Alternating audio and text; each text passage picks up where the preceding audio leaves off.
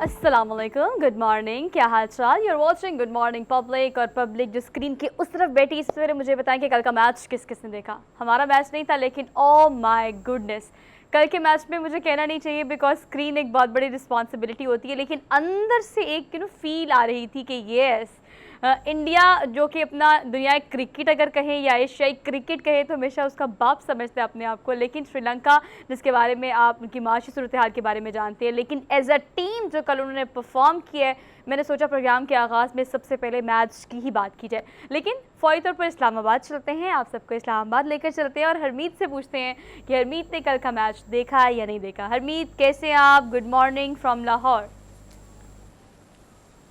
अस्सलाम वालेकुम, सत श्री अकाल, गुड मॉर्निंग।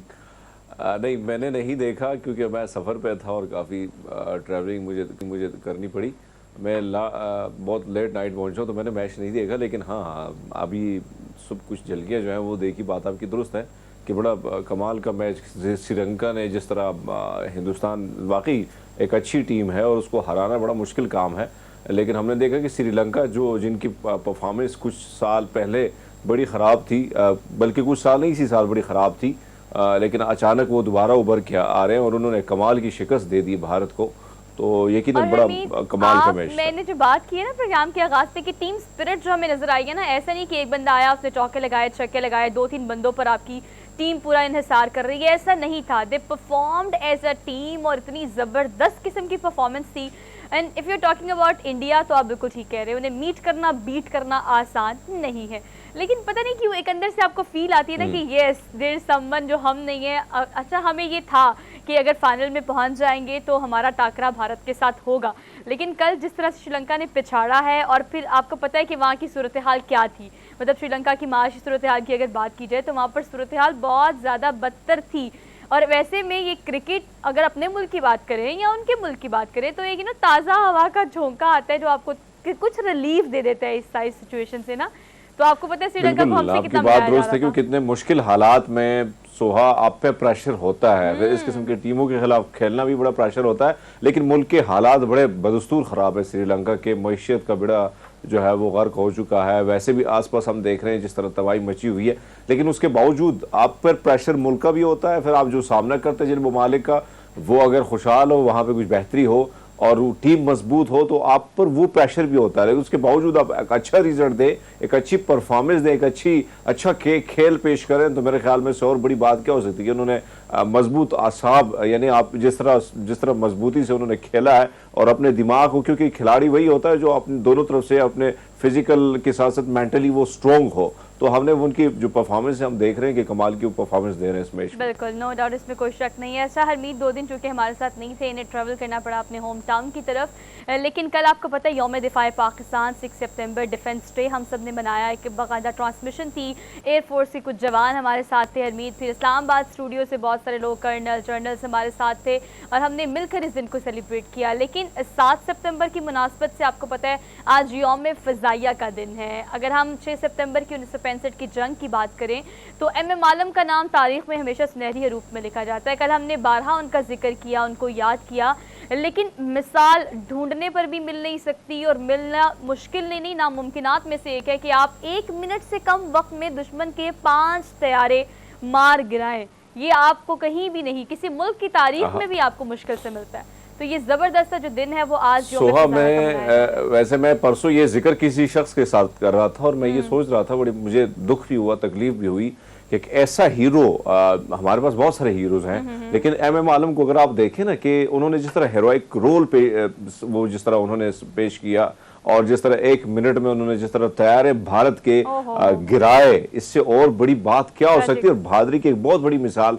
अगर होना तो ये चाहिए था। मैं समझता हूँ कि इन पे 2-3 से ज्यादा फिल्में बन सकती थी उनकी लाइफ पे, उनकी जिंदगी, उनके किरदार पे, और जो किरदार उन्होंने निभाया कमाल का निभाया।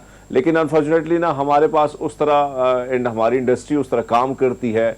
माजी में इस किस्म की फिल्में आई कि जो देखने के लायक नहीं थी। अब थोड़ी बहुत इंडस्ट्री बहाली हुई है, थोड़ी बहुत बेहतर चीज़ें आ रही हैं, लेकिन इस किस्म की स्टोरी पे अगर काम होगा, जिस तरह भारत में देखते हैं कि एक ऐसा एक ऐसी स्टोरी वो निकाल लेते हैं जो काम की भी नहीं होती, लेकिन उसमें भी वो जान डाल देते हैं। अगर यहाँ पे इस स्टोरी की अगर आप बात की जाए, इमाम आलम की लाइफ पर हम बात करें, तो मैं समझता हूँ कि हिट फिल्म बन सकती है। और जिस तरह उन्होंने चीज़ों को हिंदुस्तान के परख से उड़ा दी जहाज़ों के 1 मिनट में, इतनी बड़ी बहादुरी के साथ, और आपके पास आपको पता है कि पूरा इलाका आपके इलाके कब्जे हो चुके हैं, हिंदुस्तान जिस तरह बढ़ चढ़ कर वो आ रही थी, हालात भी नामुनासिब थे, जंग मुसल्लत की गई थी, इन सारी सिचुएशन में आप बड़ी बहादुरी, बड़ी आजमत के साथ आप अपनी कार्रवाई जो है वो जारी रखे हुए थे, और जिस तरह आपने कामयाबी समेटी, इससे और बड़ी बात क्या हो सकती है? इससे और बड़ी क्या बात हो सकती है कि वो तादाद में ज़्यादा हों, वेल इक्विप्ड हों, और आप उनसे देखें हर लिहाज से अगर हम देखा जाए तो उस वक्त हमसे ज़्यादा वसाइल उनके पास मौजूद थे, लेकिन हमारे पास जो था वो जज्बा था, हमारे पास जो था वो MM आलम था।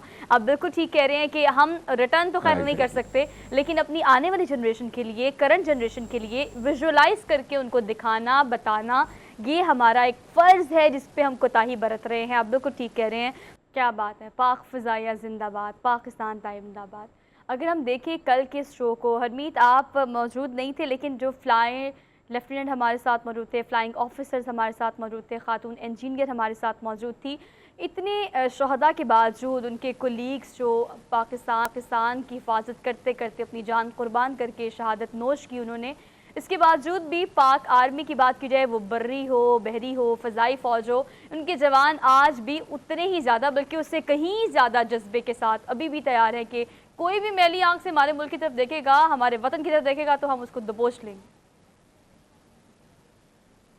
इससे बड़ी बात क्या हो सकती है? देखिए ना कि इस किस्म के हाल, 65 की वार की बात करें, बहुत सारे जो है आपके आसपास जितने भी इलाके थे, जितने भी बॉर्डर थे, चाहे वो हम मुख्तलिफ चिविंडा हो या दीगर जिस ज़मीनी जिस तरह उन्होंने हमला किया, तो रात की तारीकी में हमला किया था, तो उसमें यकीनन बड़ा मुश्किल था कि एक तरफ तो हम देख रहे थे कि हमारी तरफ इससे पहले भी पार्टीशन में पहले भी आपसे 90% चीज़ें उन्होंने छीन ली थी, इक्विपमेंट उनके पास ज़्यादा था, पैसा ज़्यादा था, जो अंग्रेज़ जितनी चीज़ें छोड़ के चले गए तो उससे ज़्यादा हिस्सा सारी चीज़ें उनके हिस्से में आई। उसके बाद हमारे पास क्या था? ज़ाहिर बात है, आपने बड़ी अच्छी बात की कि हमारे पास एक जज्बा था वतन के हवाले से, और जिस तरह वो जज्बा अमली तौर पर हमारे नौजवानों ने जिस तरह उसकी पोवे पेश की, जिस बहादुरी की मिसालें उन्होंने कायम की, मैं समझता हूँ कभी ऐसा नहीं होता कि नामुनासिब हालात में आप इस किस्म की बहादुरी के वो कारनामे सर अंजाम दे जिसकी मिसालें पूरी दुनिया दे। तो ये आपकी बात दुरुस्त है। और फिर MM आलम जैसे और बहुत बड़े ऐसे बहुत ज़्यादा किरदार थे जिन्होंने बखूबी अपनी ड्यूटी निभाई, चाहे हम बरी में जाएं, बहरिया में जाएं, बहरी इसमें जाएं, या हम फ़िज़ाइया में जाएं, तो बहुत सारे किरदार हमारे सामने आते हैं, और बहुत सारे किरदारों ने इस जंग को एक बेमिसाल कुर्बानियाँ देकर उन्होंने इस जंग को एक जीत जो है बड़ी मुश्किल से हमें हासिल हुई, लेकिन वो जीत बड़ी कमाल की थी। और ये हम देखते हैं कि जब भी इस किस्म की चीज़ें आती हैं, उस तरफ से आती है, इस तरफ से आती है बॉर्डर के, लेकिन हमारे नौजवान उसी तरह चौकस हमें नज़र आते हैं, और उसी तरह ही वो डटकर मुकाबला करते हैं, चाहे हालात मुनासिब हो ना मुनासिब हो, जैसे के तैसे हों, लेकिन मुकाबला डट कर करते हैं। और यही पाक फौज की मैं समझता हूँ कि पूरी बिल्कुल ठीक कह रहे हैं अनवीत, ये हमारे जवान हैं, ये हमारे हीरोज़ हैं, ये हमारी पाक हैं जो सरहदों पर इस तरह से मौजूद है। हम वक्त तैयार अपने किसी भी दुश्मन से लड़ने के लिए, और मैली आंख से देखने वाले हर दुश्मन के लिए जो करने का सिर्फ अभी सोचे कि मैं नुकसान पहुंचाऊंगा वतन पाकिस्तान को, तो ये वहाँ पर मौजूद हैं। तो हम सुकून से अपने स्टूडियोज़ में, अपने घरों पर, अपने वर्क सर्कल पर मौजूद हैं, और हम सुख का सांस ले रहे हैं, हिफाजत का सांस ले रहे हैं। और तो आगे बढ़ते हैं। अगर प्रोग्राम में आज अपनी रन डाउन की बात करें तो आज के दिन की मुनासबत से जो भी एक्टिविटीज़ हैं वो हमने आपसे शेयर कर ली। अब चलते हैं अपने पॉइंट्स की जानिब। अगर हम अपनी टॉप स्टोरीज़ की बात करें तो टॉप स्टोरीज़ में पॉलिटिकल पर्सपेक्टिव को हम सबसे पहले डिस्कस करते हैं। तो हम आपको सबसे पहले ये बताएंगे कि इस्लामाबाद हाई कोर्ट जो है बेसिकली अब इमरान खान को दहशतगर्दी के मुकदमे में शामिल तफ्तीश करने का हुक्म उन्होंने सादिर किया है। और इसके साथ साथ अगर हम बात करें फंडिंग केस की तो इस पर हम 12 प्रोग्राम में बात कर चुके हैं। बहुत दफ़ा एनालिस्ट जो है वो सीनियर एनालिस्ट अपना एनालिसिस भी दे चुके हैं। लेकिन अब अगर हम ऑफिशियली देखें तो अभी मेरे ख्याल से कोई 2 हफ्तों की मज़ीद मोहलत PTI को मिल गई है, मज़ीद क्लैरिफिकेशन जमा कराने के लिए, जो इन्फॉर्मेशन रिक्वायर्ड है वो जमा कराने के लिए 2 हफ्तों की मोहलत मिली है। इसको आज के प्रोग्राम में हम डिस्कस करेंगे। इसके अलावा आज के रन डाउन में टॉप स्टोरीज़ में आपको बताएंगे कि सियाहों की मनपसंद वादी सवात हम बात कर रहे हैं। हरमीत को बहुत अच्छे से पता है, हरमीत ज़्यादा अच्छे से इसको बता सकते हैं। वहाँ पर जो फंसे इस वक्त सियाह हैं, उनकी कहानी, उनकी स्टोरी, और उसके साथ साथ उनकी अब किस तरह से मदद की जा रही थी, की जा रही है और हमारे पास क्या प्लान है, इसको हम डिटेल में डिस्कस करेंगे आज के प्रोग्राम में। और आपने सोशल मीडिया पे हमजा की बहुत सारी पोस्ट देखी होंगी हरमीत, मैंने भी बहुत देखी है। आई अप्रिशिएट अलॉट कि उन्होंने किस तरीके से जिस वक्त की ज़रूरत को समझते हुए और इंतहाई चीप, अगर आप देखें और ओवरऑल उसका एक्सपेंस देखें या ओवरऑल उसके सारे एक्सपेंडिचर्स देखें तो बहुत ही कम पैसों में सोलर एनर्जी को इस्तेमाल करते हुए सैलाब ज़दगान और सैलाब ज़दा इलाकों में सूरज की रोशनी से पानी को साफ़ करने की ये जो मशीन और ये जो तरीका है, टेक्नोलॉजी के ज़रिए पाकिस्तान भर में साफ़ पानी ये जो हमजा दे रहे हैं, ये टेक्नोलॉजी जो लॉन्च की है उन्होंने, इसको हम अप्रिशिएट भी करते हैं और हमजा से आज आपकी मुलाकात भी कराएंगे अपने प्रोग्राम में। इसके अलावा हम बढ़ती महंगाई की आज के रनडाउन में बात कर रहे हैं और हमने पहले भी बारहा बात की है हरमीत, और हम इसको काफ़ी डिस्कस कर चुके हैं। लेकिन जब महंगाई बढ़ती है तो आपकी सिर्फ सब्जियां, फल, फ्रूट, बिजली या पेट्रोल महंगा नहीं होता। आप अगर मेडिकल साइड पर देखें तो परसों हमने प्रोग्राम में बहुत डिटेल पे इस पर बात की है कि मेडिकल बहुत महंगा हो गया है। सैलाब ज़दगान इलाकों में अब उन्हें राशन भी पहुंच गया, अब उन्हें पैसे भी दिए जा रहे हैं, लेकिन मेडिकल कैंप्स की तादाद अभी भी वानाहा होने के बराबर है। गंदे पानी से होने वाले मूजी अमराज इस वक्त वहाँ पर मौजूद पाकिस्तानियों को शदीद मुतासर कर रहे हैं। And have you seen that post, हमने इसको प्रोग्राम में डिस्कस भी किया था हरमीत के कितनी बड़ी तादाद में हामला ख़वातीन जो अगले माह उनका डिलीवरी टाइम है और उनकी बहुत सारी मुश्किलात हैं, वहाँ पर उस तरह से फैसिलिटेशन नहीं है, तो ये बहुत बड़ा मसला है पाकिस्तान का जिसको कैटर करने की अशद ज़रूरत है। तो ऑल दो महंगाई के बाद जो ब्लड बैग्स हैं वो बहुत ज़्यादा महंगे हो गए, इस पर हमने प्रोग्राम में डिटेल में बात करेंगे। इसके अलावा आज के दिन की मुनासबत से चूँकि डेज हम मनाते हैं तो साफ़ हवा का आज आलमी दिन है, तो फ्रेश एयर, क्लीन एयर कितनी ज़्यादा ज़रूरी है इस पर अपने प्रोग्राम में बात करेंगे। तो let's talk about daily dose. Harmeet, daily dose की तरफ चलते हैं और आज की डेली डोज भी बड़ी इंटरेस्टिंग है। एक दो खबरें तो अंदर से टीम ने बड़ी ढूंढ कर निकाली हैं, बिकॉज 2-3 दिन से हम इस तरह का प्रोग्राम कर रहे थे कि हमारा डेली डोज जो है वो स्किप हो रहा था, कल तो हमने नहीं किया। और आज जो है पहली खबर ये है कि वैक्सीनेशन, अगर कोविड स्पेसिफिक वैक्सीनेशन की हम बात करें तो हम कहाँ से शुरू हुए, इट्स बीन लाइक 3 ईयर्स। हमने मुख्तलिफ मराहिल में जाते हुए कोविड वैक्सीन को मॉडरेट होते हुए देखा है, लेकिन अब मॉडर्निटी की और टेक्नोलॉजी की ये किस्म हमारे सामने आ गई है कि चीन ने, जहाँ से जो एपिडेमिक समझा जाता था इसका कोविड का, अब उन्होंने एक ऐसी वैक्सीन बना ली है हरमीत के सांस के जरिए आपके जिस्म के अंदर जा सकती है और आप इसको बूस्टर का नाम दे सकते हैं। क्या बात है। वैसे भी आपको याद होगा जब ये वबा फूट पड़ी थी तो सारी दुनिया का ब्लेम भी वैसे भी चाइना पर भी था, लेकिन चाइना ने उन हालात में भी वैक्सीन तैयार की और हमने देखा कि एक कौम जो है जिस तरह उन्होंने अपने इस कौम को वेल डिसिप्लिन बनाया हुआ है और वो हर चीज़ को फॉलो करते हैं, SOPs, हमने सारी चीज़ें देखी। पूरी दुनिया में जब SOPs की खिलाफ वर्जियाँ की जा रही थी, हालांकि चाइना की आबादी पूरी दुनिया से ज़्यादा है, उसके बावजूद वहाँ पे SOPs पर बाकायदा अमल दरामद किया जा रहा था और हमने देखा कि किस तरीके से उन्होंने वैक्सीनेशन जो है अपनी पूरी कौम को कराई और आप देख रहे हैं कि नई से नई चीज़ें जो है उन्होंने दरियाफ्त कराई। उन हालात में भी जब पूरी दुनिया में इक्विपमेंट की जो है वो कमी थी, तब चाइना जाके दुनिया को सप्लाई कर रहा था। तो इससे हम देखा कि पूरी दुनिया में जिस तरह बहुत सारी चीज़ों के हवाले से हमने चाइना को आगे देखा है, लेकिन इन हालात में मेडिकल की सिचुएशन जो वहाँ पे जिस तरह हम देख रहे हैं कि बहुत तेज़ी से वो फलती फूलती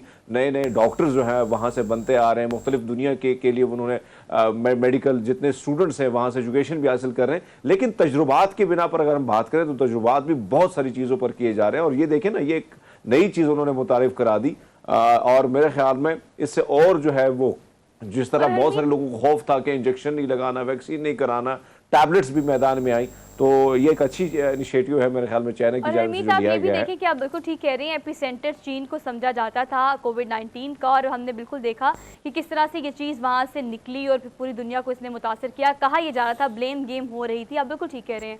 लेकिन अभी करंट सिचुएशन ये है कि अगर उसको एपिसेंटर कहा भी जा रहा है तो जिस नौयत के इलाज मुआवजे कोविड-19 को लेकर, वैक्सीन को लेकर उन्होंने निकाल दिए हैं, सबसे पहले कोविड फ्री भी उन्होंने अपने मुल्क को ही किया था। तो वो SOPs और रूल्स एंड रेगुलेशंस जिनकी आप बात कर रहे हैं, वो अगर हम भी बेसिक हेल्थ प्रोटोकॉल्स को कीप इन माइंड रख के फॉलो करें तो शायद हम भी इससे बच सकते हैं और काफ़ी हद तक हम बचे भी हैं। लेकिन ये वैक्सीन जो बेसिकली है ये कैंसाइनो बायोलॉजिक्स ने बनाई है और ये आपको बूस्टर के तौर पर आप इसको ले सकते हैं और ये एक बड़ा अच्छा चीन की तरफ से अच्छा इनिशिएटिव है।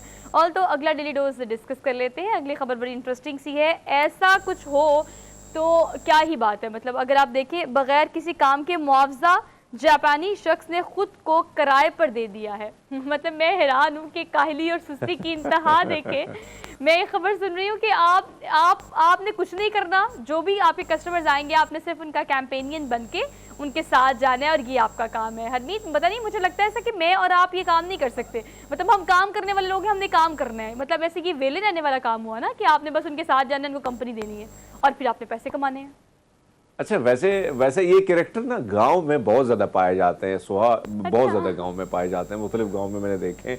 और मेरे गांव में अपने भी कुछ ऐसे कैरेक्टर हैं जिनको हम भी जब पिकनिक या पार्टीज वगैरह में जाते बनाते थे और निकलते थे पहाड़ों की ओर जाते थे, तो हमें बातों के लिए कुछ शख्स जरूरी होता था कि भाई अगर ये होगा तो हमारे जो पिकनिक है वो कंपनी जो है वो कमाल की होगी। उसको थोड़े बहुत पैसे देके और साथ में खाना खिला के हम लेके जाते थे उसको। तो ये बात है कि पाकिस्तान में भी ऐसे कैरेक्टर मिल जाते हैं, लेकिन ये कैरेक्टर ऐसा है कि इसको अमाउंट बहुत ज्यादा मिल रही है और देखे ना कि वो उनकी कंपनी को और मजेदार बना देता है किसी की कंपनी को। तो मेरे ख्याल में ये किरदार जो है दुनिया के मुख्तलिफ आप देखिए आपके साथ जो बंदा जाएगा या आप जैसे डिमांड करेंगे यार चलो हमने सफर करना है, मुझे कंपनी की जरूरत है, आप मेरे साथ आ जाओ, वो फ्री ऑफ कॉस्ट चला जाएगा। जनाब ने वेले रहने का चार्ज करना शुरू कर दिया है। $71 उनको मिल रहे हैं सिर्फ और सिर्फ कंपनी देने के। तो मैं कहती हूँ कि ऐसे मुल्कों में, ऐसे ममालिक में आप इस तरह से भी कमा सकते हैं। यहाँ पे अगर इस तरह से कमाना शुरू कर दे तो मेरे ख्याल से सबसे वेला जो बंदा होगा उसकी सबसे ज्यादा कमाई होगी। बिकॉज यहाँ पर बड़ी तादाद में वेले हैं जो हमारे इर्द गिर्द भी है, जिन्होंने करना कुछ भी नहीं लेकिन मुफ्त मशवरे देने हैं, आपके साथ जाना है, उन्हें घुमाते फिराते रहे। They are much happy with you and from you guys. चले जी आगे बढ़ते हैं। अगली हमारी डेली डोज जो है वो बड़ी इंटरेस्टिंग सी है। वो ये है कि आईनी हाथ वाले खिलाड़ी ने 1 मिनट में 68 बेसबॉल बैट जो है वो तोड़ डाले हैं। इसको हथौड़े के हाथ वाला कहते हैं। ये वो एक डायलॉग नहीं था अमिताभ बच्चन का, ये हाथ जो है वो वाला नहीं, सनी देओल का 2.5 किलो का। हाँ, 2.5 किलो का। वही 2.5 किलो का हाथ है ये पूरा का पूरा। आप देखें ना क्या बड़ा। वैसे यकीन माने पहले मैं ये सोचता था, लेकिन ये हड्डी वैसे इतनी ज्यादा इतनी स्ट्रॉन्ग भी नहीं होती है, लेकिन उसके बावजूद आप देखें ना कि कमाल के वो जिस तरह वो तोड़ रहा है। और उससे पहले भी इनके हरमीत आप ये भी देखिए कि बेसबॉल का ये जो बैट है ये कोई इतना वो मतलब इतना हल्का बैट नहीं होता। ऑब्वियसली आपने बेसबॉल हिट करनी होती है इससे, और ये बड़ा स्ट्रॉन्ग होता है। एग्जैक्टली, बहुत स्ट्रॉन्ग होता है और उसको तोड़ना वाकई मुश्किल काम है, लेकिन वो करके दिखा रहा है भाई, कमाल है भाई। वाकई हथौड़ा ही है, हाथ नहीं हथौड़ा ही है। अच्छा जी, चलिए जी अगली खबर की तरफ चलते हैं। टाइम हमारे पास वैसा कम है, लेकिन ये इंटरेस्टिंग खबर है। वो तोड़ कर दिखा रहा है, साइड पे लकड़ी का जो बॉक्स बना हुआ है उससे नहीं टूट रहा, लेकिन उसके हाथ से टूट रहा है। तो ये वाकई हथौड़े वाला हाथ है। अच्छा जी आगे बढ़ते हैं। Last but not the least, कांच की गेंदों के जरिए वक्त बताने वाली अनोखी घड़ी है। इंटरेस्टिंग सी आप देखिए, हमने फौरी तौर पर आपको दिखा भी दी है। बेसिकली ये जो है ना घड़ी घंटों और मिनट्स को ज़ाहिर करने के लिए शीशे के मुख्तलिफ गेंद इस्तेमाल किए गए हैं इसके लिए, और ये बड़ा इंटरेस्टिंग सा लग रहा है और देखने में बहुत क्रिस्टल क्लियर टाइप सिचुएशन और पिक्चर हमें नजर आ रही है। मतलब आपके क्रिस्टल के जो बॉल्स हैं वो आपको मिनट बताएंगे और आपको घंटे बताएंगे, और ये वक्त मतलब बंदा शौकिया वक्त देख लेता है। वक्त क्या हुआ है जरा मैं काउंट तो करूँ कितने बॉल गिरे हैं। ये इस तरह से बड़ी इंटरेस्टिंग सी घड़ी बना दी है जनाब इन्होंने।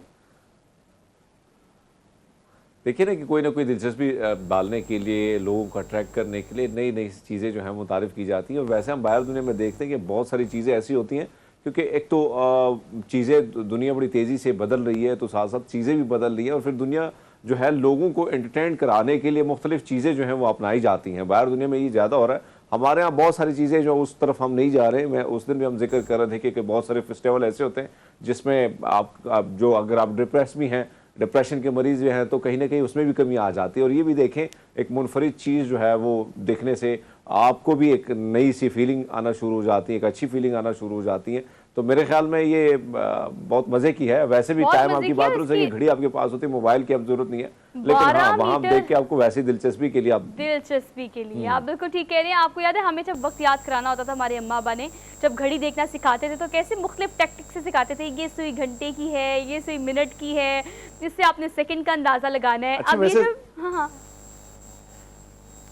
सो आपको याद होगा हमारे गांव में, मतलब मुझे जब याद है तो पहर गिने जाते थे और सूरज को देख के ही टाइम का पता चल जाता कि अब क्या वक्त है, कौन सा वक्त होने जा रहा है। तो वो भी एक वक्त था। और आपकी बात दुरुस्त है कि अब इससे भी एक वक्त का तयन किया जा सकता है कि अभी कितने बॉल गिरे तो इतना ही टाइम हो गया भाई। और ये देखिए जी, ये 12 मीटर बुलंद ये घड़ी है और पेंडुलम से इसको कंट्रोल करने की टेक्निक जो है वो यूज़ की गई है। That seems to be like very good. So we are done with our daily dose for today. हमने अब ली छोटी सी आपसे ब्रेक के बाद आते हैं, प्रोग्राम को कंटिन्यू करते हैं। Keep watching. Good morning public.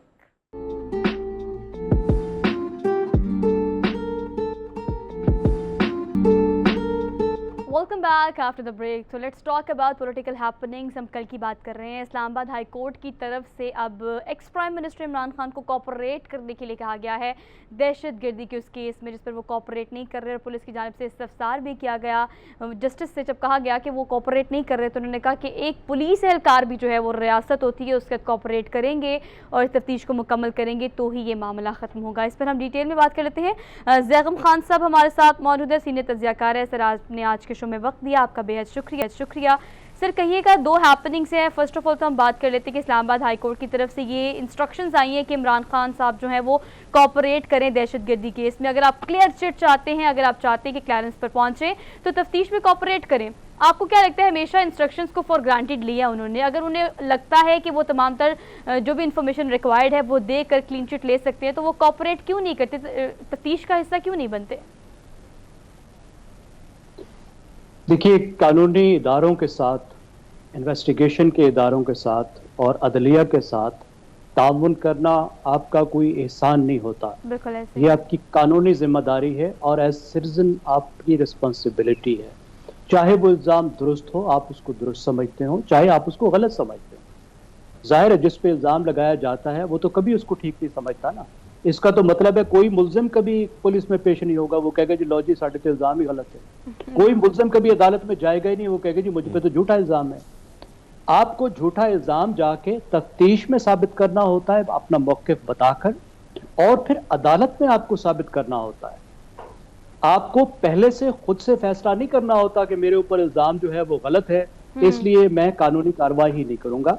बदकिस्मती से इमरान खान साहब का जो रवैया रहा है वो ये रहा है कि वो खुद को कानून से, कानूनी इदारों से, और आई एम सॉरी मुझे तो महसूस होता है कि वो अपने आप को रियासत से बड़ा समझते हैं और वो समझते हैं कि कोई इस काबिल नहीं है कि उनकी बाजपूसी कर सके, उनको अकाउंटेबल बना सके। और ये पहली बार नहीं है, वो बार बार कर रहे हैं। ऐसा भी हुआ कि अदालत ने उनको मफरूर करार दिया हुआ था और अदालत में नहीं गए, और ऐसी सूरत में जाके वो सुप्रीम कोर्ट की हियरिंग्स में भी बैठते थे और उनको कुछ नहीं कहा जाता था।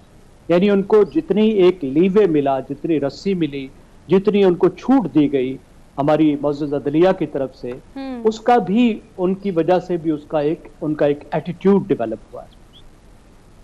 बिल्कुल ठीक है जी। हरमीत जी, अच्छा ज़ैगम खान साहब, हाँ, सारी बातें एक तरफ अगर हम देखें, लेकिन एक तरफ हम देख रहे हैं कि खान साहब मुख्तलिफ जलसे जुलूस जो हैं, एक तरफ हम देख रहे हैं कि बहुत सारी चीज़ें हो रही हैं और वो जलसों को अगर हम देखें तो वो नए से नए रिकॉर्ड भी तोड़ते जा रहे हैं। साथ साथ हम ये भी देख रहे हैं कि इदारों की जानिब से या हुकूमत की जानिब से, जिस तरह कल आपने देखा कि इससे कबल जो है टेलीविजन पर पाबंदी, उनकी तकरीरों पर नशियात जो है उनकी बंद कर दी गई। फिर कल हमने देखा यूट्यूब एक टॉप ट्रेंड पे जा रहा था, उसकी बंदिश हुई, फिर उसके बाद सिग्नल डाउन करा दिए गए। आप नहीं समझते अगर ये चीज़ें की जा रही है, हथकंडे अपनाए जाने, चाहे हुकूमत की जानिब से किए जा रहे हैं या इदारों की जानिब से किए जा रहे हैं, खान साहब की पॉपुलरिटी का ग्राफ मजीद बढ़ेगा नहीं सर इससे? अरबी साहब, एक तो ये है कि मेरा नहीं ख्याल कि वो रिकॉर्ड कायम कर रहे हैं। उनके जलसे अच्छे जलसे होते हैं, कामयाब जलसे होते हैं, इसलिए कि वो बहुत बड़ी पॉलिटिकल पार्टी के सरबराह हैं। वो एक कैरिस्मेटिक लीडर है, पॉपुलर लीडर है, उनकी बहुत अच्छी फॉलोइंग है और उनके जलसे कामयाब होते हैं। लेकिन अगर आप रिकॉर्ड देखें तो पाकिस्तान में बहुत बड़े बड़े रिकॉर्ड्स हैं जिनको बीट करना आसान नहीं है। इमरान खान की मुनफरिद बात यह है कि वो बहुत थोड़े टाइम में कहीं पे जाके बहुत अच्छा जलसा कर सकते हैं बगैर कोई बहुत बड़ी कोशिश किए हुए। अब जहाँ तक आज़ादी इजहार पर पाबंदी की बात है, मैं तो ये नहीं समझता कि इस तरीके से किसी के भी आज़ादी इजहार पर पाबंदी लगानी चाहिए, ख़ास तौर पर कोई बाकायदा एक कानूनी ज़रिया अख्तियार किए बगैर। क्योंकि अभी जो पाबंदी लगाई गई उसका तो हमें मालूम नहीं है कि वो कहाँ से पाबंदी आ गई और क्यों लग गई और किस तरीके से उनकी स्पीचेस को बंद किया गया। अगर वो गलत बात कहते हैं तो फिर उसमें उनको अकाउंटेबल बनाया जाए। लेकिन इस तरीके से किसी मीडिया को बंद करना, एक तो मीडिया को अकाउंटेबल बनाना, क्योंकि मीडिया तो एक सिर्फ टूल है। मीडिया पर आकर किसी ने कोई गलत बात कह दी तो सबसे पहले तो जो कहने वाला है वो जिम्मेदार है। बाज ऐसी सूरतें हो सकती हैं जिसमें मीडिया भी जिम्मेदार हो, मैं उससे इत्तेफाक नहीं करता और इससे बहुत ज्यादा पॉपुलैरिटी फर्क नहीं पड़ता। अगरचे अगर किसी की आवाज बंद की जाए तो जाहिर है वो सियासतदान है, उसके लिए मुश्किल तो पैदा होगी। ऐसी ही मुश्किल आपको मालूम है जो साबिक वजीर आज़म नवाज शरीफ है अभी तक फेस कर रहे हैं। साल हर साल से उन पर इस तरह की पाबंदी है, वो नहीं आ सकते। खुद मरियम नवाज शरीफ जो हैं उन्होंने भी इमरान खान साहब की जो हुकूमत का अवाइली दौर थे जो 1-1.5 साल था, उन पर भी पाबंदी थी, वो भी सामने नहीं आ सकते थे। मैं ज़ाती तौर पर समझता हूँ कि ये ठीक नहीं है। ठीक है ज़ैगम खान साहब, ये कहिएगा अच्छा ज़ैगम साहब, एक और चीज जो हम देख रहे हैं। जी जी जी जी हरमीत कैरी ऑन। जी जी जी जी जी सॉरी सोहा। अच्छा सर, मैं आपसे जानना चाहूँगा कि हम देख रहे हैं कि बहुत सारे राब्ते हमारे जब होते हैं बहुत तहरीक इंसाफ के रहनुमाओं से, तो एक तरफ बैकडोर कोशिश की जा रही है कि मुफाहमत की जाए, मामला सेटलमेंट हो जाए इस्टेब्लिशमेंट के साथ। लेकिन खान साहब के आप फैसलाबाद के का बयान आपने देखा है, कल वो पेशावर में खान साहब ये भी कह रहे थे कि सियाक व सबाक से हटकर ये बयान जो है पेश किया गया, हालांकि बयान आपके सामने था। वो पीटीआई के रहनुमा भी ये गिला करते नजर आते हैं कि हम मामलात को सेटलमेंट की तरफ लेके जाते हैं, तो कहीं ना कहीं खान साहब ऐसा बयान दाग देते हैं जिससे सब पर पानी फेर देते हैं। तो आपको लगता है कि खान साहब अपने लिए मुश्किलात जो है खुद खड़ी करते जा रहे हैं इदारों के साथ टक्कर लेके? सर देखिए हरमीत साहब, पीटीआई और खान साहब जो हैं वो सेटलमेंट तो चाहते हैं इस्टेब्लिशमेंट से, लेकिन सवाल ये कि किस तरह की सेटलमेंट चाहते हैं। उनकी सेटलमेंट का मफहूम ये है कि इस्टेब्लिशमेंट उनको उसी तरह की हिमायत और सपोर्ट दे जिस तरह की उनको हुकूमत से निकाले जाने से पहले मिल रही थी, जिसका वो खुद भी जिक्र कर चुके हैं। ये भी बता चुके हैं कि बजट इजलास के लिए भी वो सीक्रेट सर्विसेज जो हैं उनके लिए उनके साथियों को, उनकी जो अलाइड पार्टीज थी उनको लेकर आते थे, उनको कायल करते थे कि आओ और बजट के लिए वोट दो। इससे ज्यादा सपोर्ट किसी पार्टी को क्या मिल सकती है? तो वो चाहते हैं कि दोबारा उनको सपोर्ट करें। उनका बयानिया बहुत वाज़ेह है, वो कहते हैं कि हक और बातिल की जंग है, मैं हक पर हूँ, किसी को न्यूट्रल रहने का इसमें हक नहीं है। लेकिन मसला ये है कि पाकिस्तान का जो आइन है वो रियासत के इदारों से ये तकाजा करता है कि वो न्यूट्रल रहेंगे, वो सियासत में किसी तरीके से भी मुलव्वस नहीं होंगे, किसी एक सियासी जमात की सपोर्ट नहीं करेंगे और वो हुकूमत के अहकाम के पाबंद होंगे। ये भी पाकिस्तान का आइन कहता है। लेकिन इमरान खान साहब इससे बिल्कुल मुख्तलिफ डिमांड कर रहे हैं।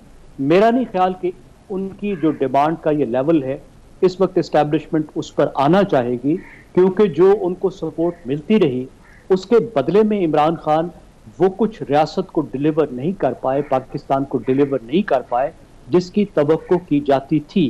वो मुसलसल पाकिस्तान के लिए मसाइल बढ़ाते रहे, मईशत को वो नहीं संभाल सके, बैनुल-अक़वामी ताल्लुकात को उन्होंने ख़राब किया, पाकिस्तान के अंदर एक सियासी अदम इस्तेकाम मुसलसल उन्होंने कायम रखा हुकूमत होने के बावजूद, जिसकी वजह से भी मईशत पे असर पड़ा। तो इस वक्त कोई ऐसी रीज़न नहीं है कि उनको पहले जैसी ऑल आउट सपोर्ट मिले। इसका मतलब ये है कि अगर वो इस तरह का दबाव डालते रहते हैं तो फिर उनको नुकसान हो सकता है। एक अर्ली स्टेज पर तो होता है, आपको फ़ायदा होता है थोड़े बहुत दबाव का, कि दूसरी पार्टी कहती है अच्छा जी आपको क्या मसला क्या हो रहा है, आप ज़रा बताओ ना, आप अपनी जो ग्रीवेंस है वो बताओ तो बैठकर बात करें। लेकिन जब आप एक हद से बढ़ जाते हैं और कोई तकलीफ देने लग जाते हैं, रेड लाइंस क्रॉस करने लग जाते हैं, तो फिर रियासत के अदारों के लिए बहुत मुश्किल होता है कि वो किसी ना किसी तरह हिट बैक ना करें, ये कोशिश ना करें कि आपको आपका रवैया बदलने पर मजबूर किया जाए। ठीक है ज़ैगम खान साहब, ये कहिएगा कि हरमीत ने जो सवाल आपसे किया ये टेक्निकल तो आपने चीज़ बता दी, लेकिन अगर हम इस पर्सपेक्टिव से देखें कि वो एक अवामी लीडर है, आपने कहा एक क्रिस्बाटेक से उनकी पर्सनालिटी है, अगर हम सैलाब ज़दगान के इस कॉन्टेक्स्ट में उनकी पॉपुलैरिटी को प्रोडक्टिवली इस्तेमाल करने के बारे में बात करें तो टेलीथॉन उन्होंने की और उससे बहुत बड़ी एक खतीर रकम भी आई सैलाब ज़दगान के लिए। लेकिन ये जलसे जुलूस जिस वक्त में हो रहे हैं, हम पेशावर की बात करें, फैसलाबाद की बात करें, तो एक ह्यूज आप क्राउड देखते हैं वहाँ पे। वो क्यों, बड़ी तनकीद की जा रही है उन पर इस बात पे कि अगर उनकी पॉपुलैरिटी का ग्राफ इतना ऊपर है तो वो क्यों उसको इस तरह से इस्तेमाल नहीं कर रहे कि सैलाब ज़दगान का जो इस वक्त डैमेज है वो बहुत बड़ा है और उनकी कंट्रीब्यूशन कंपैरेटिवली बहुत छोटी है, वो इसको इस तरह से यूज़ करके किस तरह से सैलाब ज़दगान की कम वक्त में मदद करते हैं, ये बात कहिएगा। और इसके अलावा अगर हम उस रकम की बात करें तो स्टेट बैंक की तरफ से जो अभी आपके फैक्ट एंड फिगर्स आए हैं, करोड़ों में और अरबों में वो रकम जमा की गई, लेकिन पहुँची भी सिर्फ लाखों रुपये में है। ये आप किस तरह से देखते हैं सारी सिचुएशन को?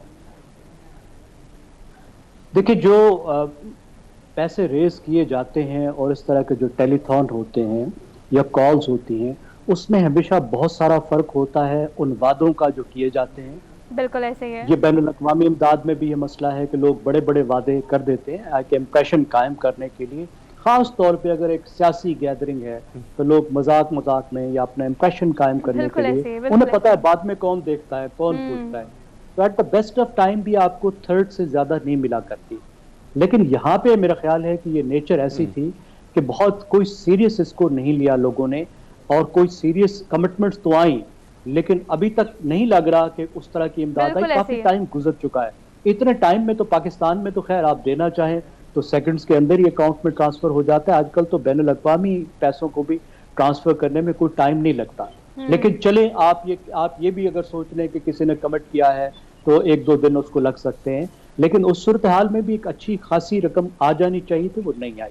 उसकी एक वजह ये भी है जो जिसकी तरफ आप इशारा कर रही हैं कि इमरान खान साहब ने उतनी संजीदा कोशिश नहीं की जितनी कि वो कर सकते थे। जिस तरीके से वो अपनी फंड रेजिंग के लिए करते हैं, पीटीआई की फंड रेजिंग के लिए करते हैं या हॉस्पिटल की फंड रेजिंग के लिए करते हैं, यानी वो लोग जो उनको डोनेशन देते हैं, मुश्किल डोनेशन देते हैं, उनसे वो राब्ता करते हैं, उनको मोबिलाइज करते हैं, एक कोशिश करते हैं, यहाँ उन्होंने नहीं की। और दूसरे 2 लेवल पर भी वो बहुत पीछे रहे। एक तो एक सियासतदान के तौर पर लोगों के पास जाना, उनके जख्मों पे मरहम रखना, वो बहुत देर बाद निकले, अपने जलसों में मसरूफ रहे और अभी भी उस लेवल पर वो नहीं गए जिस लेवल पे जाना चाहिए था।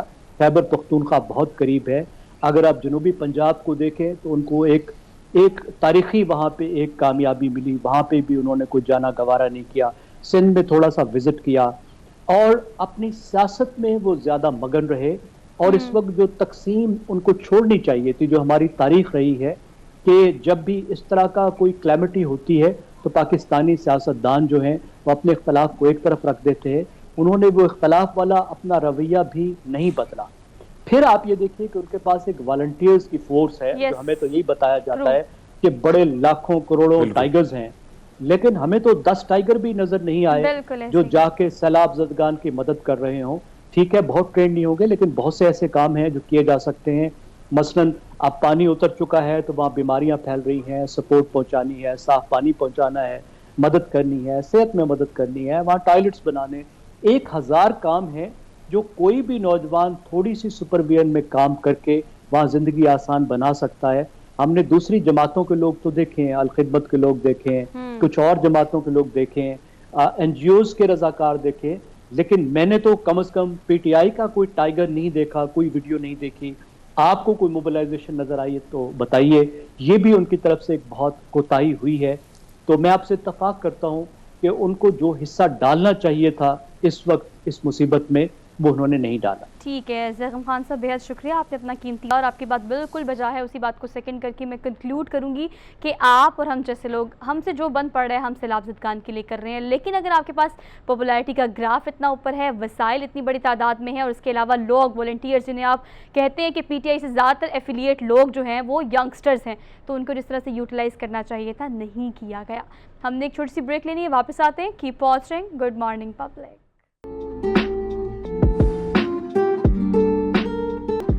Welcome back after the break. So it's all about an idea जिस पर बहुत सारे लोग बहुत सारे अरसे तक मुसलसल मेहनत के साथ उस पर काम करते चले जाते हैं और एक ऐसा वक्त आता है कि वो आइडिया क्लिक भी करता है और मौजूदा सूरत हाल में उसकी अशद और शदीद ज़रूरत भी होती है। I am talking about that clip जो कि आपने सोशल मीडिया पे बहुत ज़्यादा देखा होगा। सैलाबज़दा इलाकों में एक पोर्टेबल ऐसी मशीन या एक ऐसा बॉक्स आपने आजकल देखा होगा जो वहाँ पर मौजूद पानी को, जो कि सैलाबज़दा पानी है, उसे क्लीन करके फ़िल्टर करके वहाँ के लोगों के लिए काबिल पीने के काबिल बना रहा है। लेकिन ये प्रोजेक्ट आज का नहीं है, ये सोलर बॉक्स जो आप देख रहे हैं ये आज का नहीं है।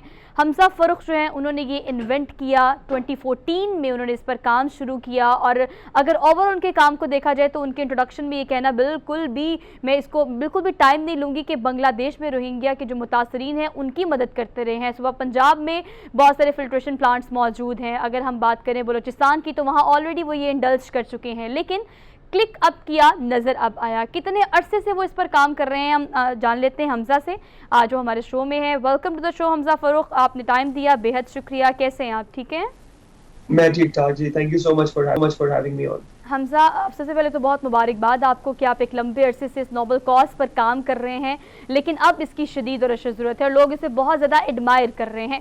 शुरू से मैं जानना चाहती हूँ कि आपकी जर्नी क्या रही है और साफ़ पानी मुहैया करने का ये जो आपने बेड़ा उठाया है, इस पर कितनी देर से आप काम कर रहे हैं? जी देखिए, 2014 के अंदर हमने बूंदे शम्स जो है उसको स्टार्ट किया था। इसकी मोटिवेशन ये थी कि मेरे अपने भाई गांव के अंदर पानी की किल्लत थी।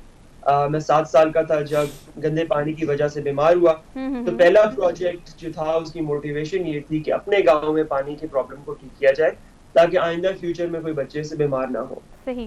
पहला प्रोजेक्ट करने के फौरन बाद नजर ये आया कि उसकी वजह से हेल्थ जो है इम्प्रूव हुई, लोगों की लिटरेसी रेट्स में इम्प्रूवमेंट आया, क्योंकि अब आप छोटे बच्चों को गाँव से स्कूल भेज सकते थे।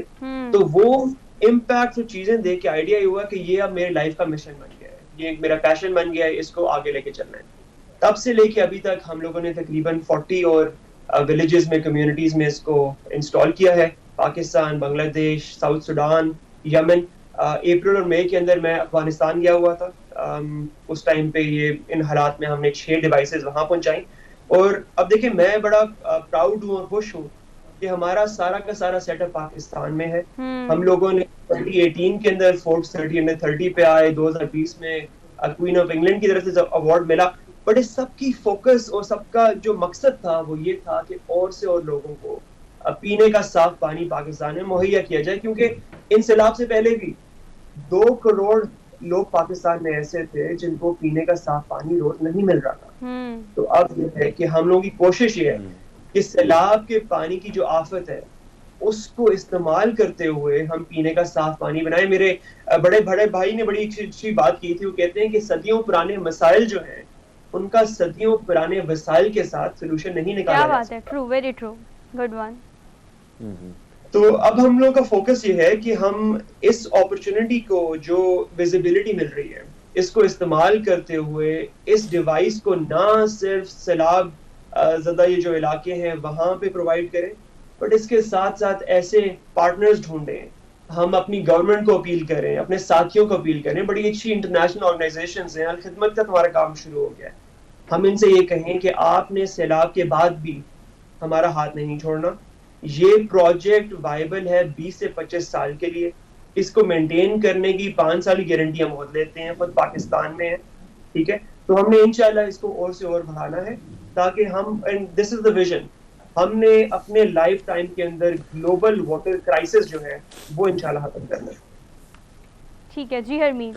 अच्छा हमजा, हम देख रहे हैं कि पानी का गंदा इस्तेमाल जिसकी वजह से बहुत ज़्यादा बीमारियाँ हो चुकी हैं। सैलाब की अगर नॉर्मल बात करें मुख्तलिफ इलाकों में, आपके साथ कितनी जो तंजीमें हैं उनका राब्ता है? क्योंकि गैर सरकारी तंजीमें भी बड़ी एक्टिव नज़र आ रही हैं। जिस तरह कुछ नाम आपने लिए, तो कौन कौन सी तंजीमें भी आपके साथ एक्टिव वो इसमें हैं, राब्ते में हैं? और साथ साथ ही बताएगा कि किन किन इलाकों में ये बॉक्स जो है आप पहुंचा चुके हैं, या उस जो NGOs हैं, सरकारी तंजीमें हैं, उनकी गैर सरकारी जो तंजीमें हैं उनके थ्रू भिजवा चुकी हैं? देखिए, इसमें इस तरह है कि पिछले 10 दिन में जब से ये क्लिप्स कुछ वायरल हुए हैं, तो बहुत सारे लोगों ने, साथियों ने रीच आउट भी किया है, कोलैबोरेट करने की कोशिश की है। सबसे पहले तो मैं ये कहूँगा कि पाकिस्तानी अवाम जो है और हमारे साथी जो हैं, जो आम डोनर्स हैं, सपोर्टर्स हैं, उनकी तरफ से बहुत प्यार मिला है।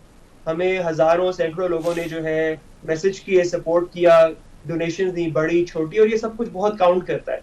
क्योंकि ये एक और मैं चीज़ वाज़ेह करना चाहूँ बूंदे शम्स एक चैरिटी से ज्यादा, एक कंपनी से ज्यादा, एक डिवाइस मैन्युफैक्चरर ज्यादा मेरे नजदीक एक मूवमेंट है। बिल्कुल हम 2014 से यंग लोगों को इंस्पायर करने की कोशिश कर रहे हैं, क्योंकि हमें नजर आ रहा है कि फ्यूचर के अंदर जो पाकिस्तान में यंग लोग हैं उन्होंने लीड भी करना है, उन्होंने इनोवेशन टेक्नोलॉजी लेके आनी है।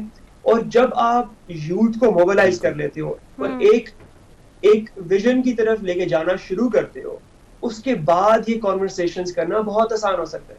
अब हमें दूसरी तंजीमों की तरफ से, हमारे कुछ गवर्नमेंट के इदारे हैं उनकी तरफ से भी इंटरेस्ट इसलिए आ रहा है, और अच्छी बात है अब आ रहा है, कि उनको नजर आ रहा है कि लोग, अवाम पाकिस्तान में ये मांगते हैं, क्योंकि उनके डोनर्स उनसे कह रहे हैं कि वो डिवाइस चाहिए बूंदे शम्स जो बना रही है। तो सबसे पहली चीज ये है कि ये आम आवाम से शुरू होता है। उसके बाद अब मैं एक दो नाम बता देता हूँ। पाकिस्तान के अंदर सबसे पहले जो है हम लोगों ने एक बॉक्स दिया है अल खिदमत को, जो हमें पता है बहुत बड़ी तंजीम भी है और बड़ा अच्छा काम कर रहे हैं। तो उनके साथ हम ये प्रोसेस लेके चल रहे हैं कि यही बॉक्स ना सिर्फ एक जगह पे रहे, इसके नीचे हमने टायर लगाए हुए हैं, वो डिफरेंट रिलीफ कैंप्स में एक ही बॉक्स को अपने साथ ट्रांसपोर्ट करने का उनका मंसूबा है। उसके साथ साथ हमारा एनडीएमए के साथ एक ब्रीफ से कांटेक्ट है, वो हम उसको वेरीफाई कर रहे हैं।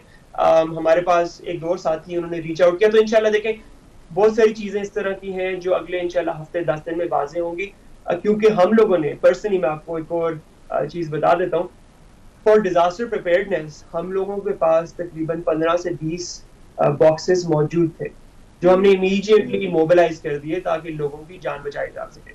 उसके बाद इंटरेस्ट देखते हुए हम लोगों ने अपना फोकस थोड़ा सा चेंज किया है।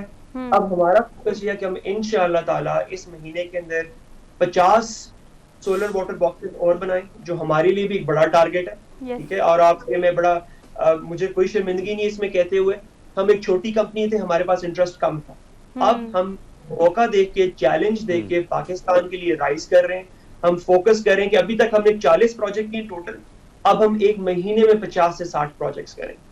तो हम इंशाअल्लाह ताला इस चैलेंज को मीट करेंगे। अपनी टीम को भी मैं कंग्रेचुलेट करता हूँ इसके लिए, और हमारी कोशिश ये होगी कि अक्टूबर के एंड तक, जब ये पानी सबसाइड करना शुरू करता है, तब तक इंशाअल्लाह ताला हम पाकिस्तान में 100 सोलर वाटर बॉक्सेस लगाएं, जिनकी वजह से इंशाअल्लाह ताला 2 लाख लोग जो मुस्तफीद होंगे सैलाब के अंदर, और इंशाअल्लाह ताला उसके बाद भी 20 साल के लिए ये बॉक्सेस उनके पास रहेंगे। हमजा, दैट्स रियली गुड, और ये यकीनन एक काबिल सत्ताइश बात भी है कि आप पहले से ही इस पर बहुत ज़्यादा काम कर रहे थे। हाँ, अलबत्ता नज़र इदारों की या तंजीमों की अब इस पर जाकर पड़ी है, क्योंकि आपने तो बहुत सारा काम किया है। अगर मैं प्रीवियस रिकॉर्ड की बात करूँ तो सुबह बलोचिस्तान ने, पंजाब में 16 से ज़ायद प्रोजेक्ट ऑलरेडी आप रन कर रहे हैं। अगर बांग्लादेश की बात की जाए, रोहिंग्या के वहाँ पर मुतासरीन के लिए आपने काम किया है, आपको बहुत सारे अवार्ड्स मिले हैं। और अगर आप ब्रिटिश हाई कमिश्नर की बात करें तो वहाँ से भी आपको अप्रिसिएशन मिली है काफ़ी ज़्यादा। सो ऑल दो ये सारा प्रोसेस और ये सक्सेस स्टोरी तो हमें पता है, लेकिन अगर करंट सिचुएशन की बात की जाए तो कोलैबोरेशन की आपने बात की। मुझे ये बताइएगा कि इस वक्त आपने कहा कि मुझे कहने में कोई इसमें हर्ज नहीं है कि हम छोटी कंपनी है या वसाइल हमारे पास कम है, जो कोलैबोरेशन आ रही है क्या वो फंड्स की आ रही है? अगर आपको हुकूमत पंजाब की जानिब से या पाकिस्तान की जानिब से और इदारों की जानिब से फंड्स दिए जाते हैं, तो क्या आप इसको कम वक्त में ज़्यादा अच्छे तरीके से कर सकते हैं, क्योंकि इस वक्त ज़रूरत है इस अमर की?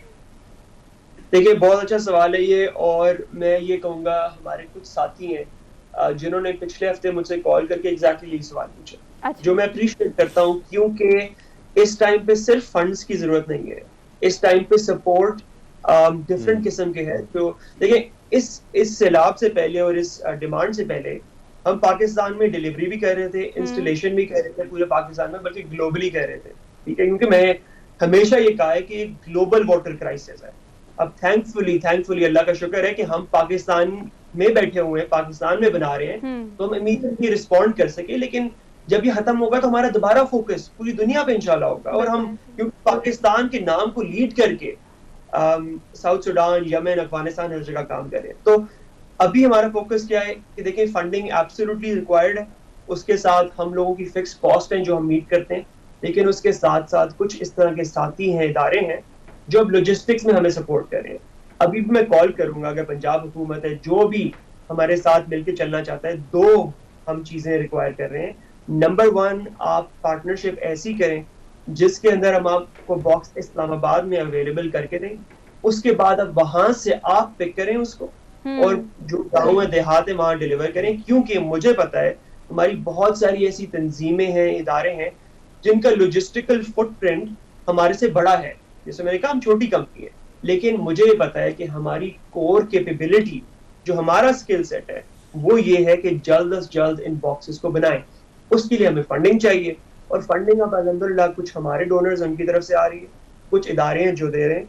तो अगर हम ये दो काम करते हैं तो इंशाल्लाह ताला हमारी कोशिश ये होगी कि ना सिर्फ अभी 50 करें, बट हम हर महीने 50 कर सके जब तक ये आफत और ये किल्लत कम नहीं होती। और मैं दोबारा फाइनल एक ये बात इस मौजू पे करना चाहूंगा कि हमने इस मोमेंटम को टूटने नहीं देना, और इसमें मीडिया का बहुत बड़ा हाथ है। मैं कल भी एक साथी हैं सहाफी उनसे बात कर रहा था, कुछ होते हैं न्यूज साइकिल, अभी 2 हफ्ते के लिए तो शायद बुंदेश शम्स और हमारा solar water box news cycle में है, बट मैं अपील ये करूंगा कि हमने पाकिस्तान में जो 2 करोड़ लोग हैं जिनके पास पीने का साफ पानी इन सैलाब से पहले भी नहीं था, हमने उनको नहीं भूलना।